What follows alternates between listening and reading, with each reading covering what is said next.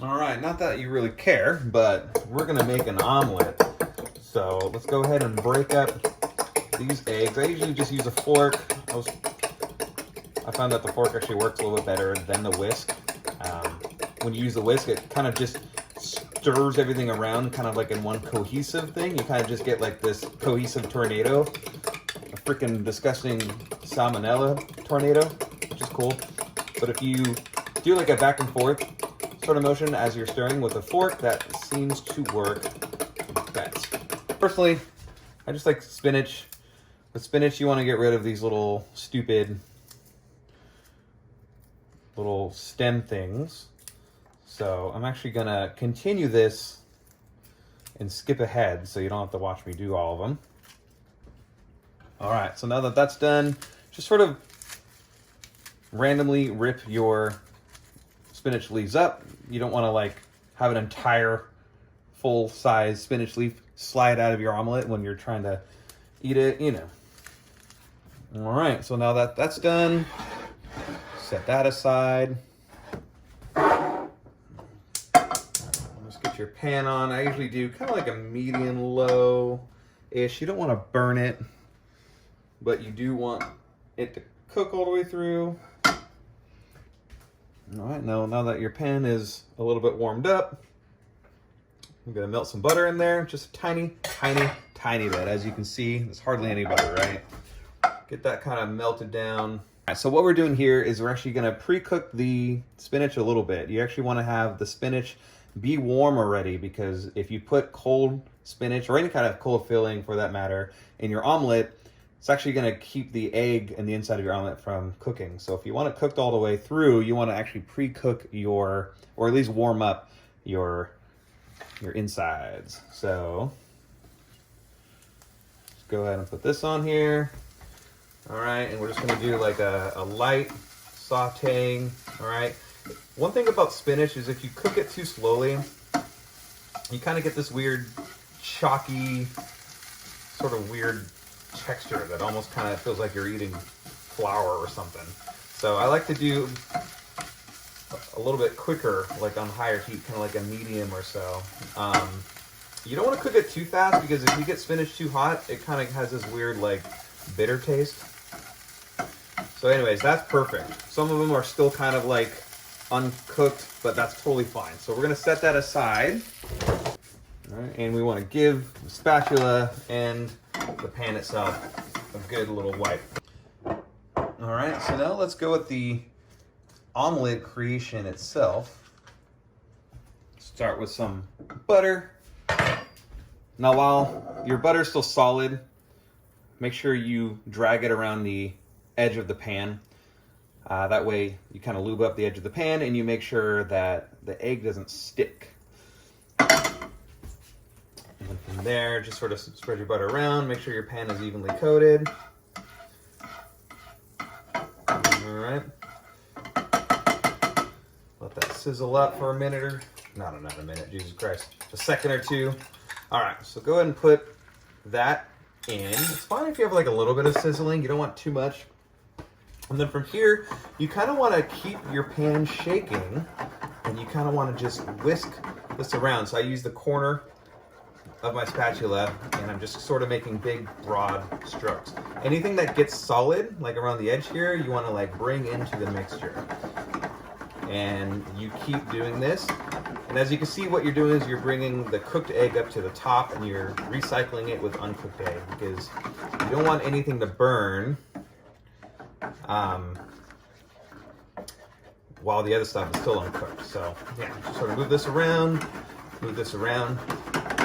Eventually, we're gonna get to the point where if I bring my spatula through, it's not actually totally filling in yet. So like we're at this point now where I can either make scrambled eggs, or I can just bring everything in, use the uncooked stuff that is left, all right, and then I can spread it around and shape my omelet, right?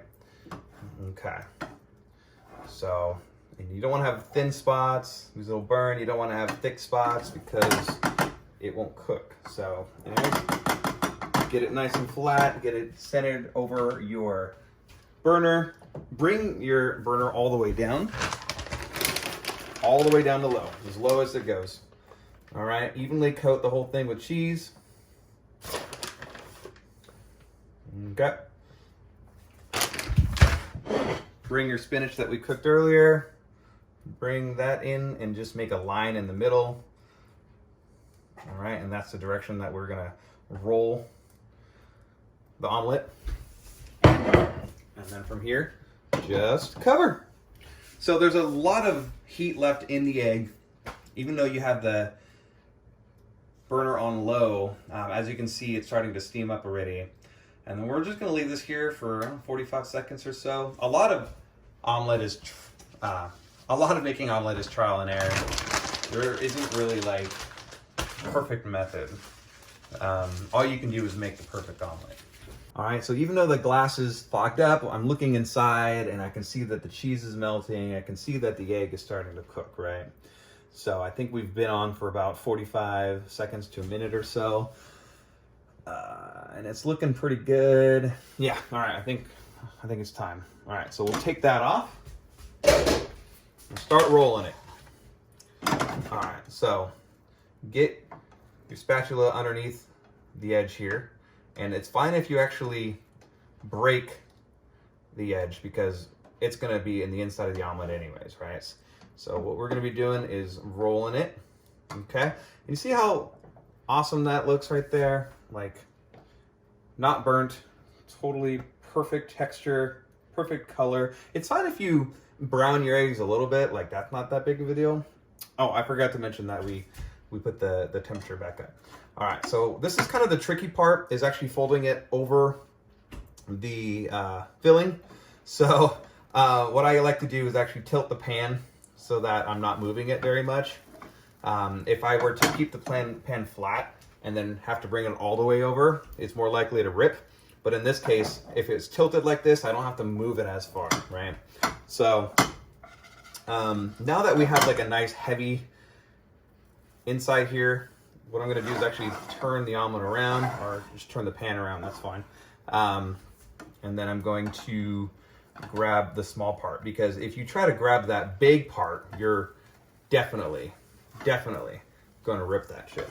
So anyways, this is the side right here that's gonna be down. Since we have that crease here, we're not gonna serve it on that side. So we actually don't want to let it sit on the other side for too long. We want to flip it pretty much right away. All right, so see we have a little bit of coloration there, but that's totally fine. It's fine if the bottom gets a little bit brown because again, you're not going to see it. And we're just going to let it sit here for another 30 seconds or so, maybe less. Again, this is all trial and error. There's no perfect method. So all you can do is just try 3 or 4, 5, 600 times over the course of a few years before you finally perfect the method. So I think we're about good here. So I'm going to turn the stove off, and you actually don't want to eat your omelet right away. You want to let it sit there. There's 2 reasons. Number 1, that cheese and stuff in there, it's freaking hot. So you want to leave that alone.